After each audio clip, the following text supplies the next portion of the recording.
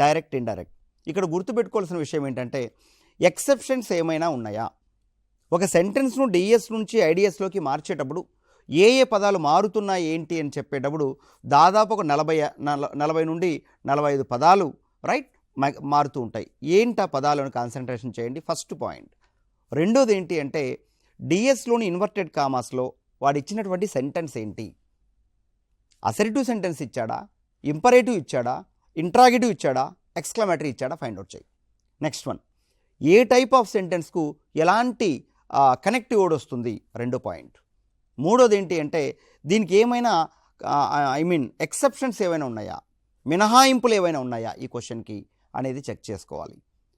నాలుగోది ఏంటి అనేసి అంటే మీరు కనెక్టివ్ వర్డ్ వాడిన తర్వాత సబ్జెక్ట్ అనేది వస్తుంది, అది గుర్తుపెట్టుకోవాలి. కనెక్టివ్ వర్డ్ తర్వాత సబ్జెక్ట్, కనెక్టివ్ వర్డ్ తర్వాత సబ్జెక్ట్, అంతే.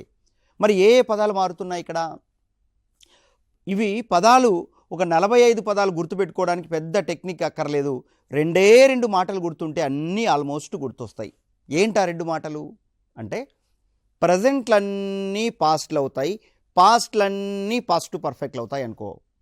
అప్పుడు యామ్ ఈజ్ వజ్ అవుతుంది, ఈజ్ వజ్ అవుతుంది, ఆర్ వర్ అవుతుంది, డూ డస్ డిడ్ అవుతుంది, హ్యావ్ హ్యాస్ హ్యాడ్ అవుతుంది, విల్ వుడ్ వుడ్ అవుతుంది, కెన్ కుడ్ కుడ్ అవుతుంది, మే మైట్ మైట్ అవుతుంది, షెల్ షుడ్ వుడ్ అవుతుంది, కొన్ని సందర్భాలలో రేర్ కేసెస్లో రైట్ షుడ్ అవుతుంది. ఇంకా పదాలు ఎస్టర్డే అంటే ఎస్టర్డే అనే పదం ఇచ్చాడనుకో డైరెక్ట్ స్పీచ్లో. ఇండైరెక్ట్ స్పీచ్లో ఆ పదం బదులు నువ్వేం రాయాలి? The day before, the last day, the previous day. Day before yesterday ఇస్తే 2 days బిఫోర్.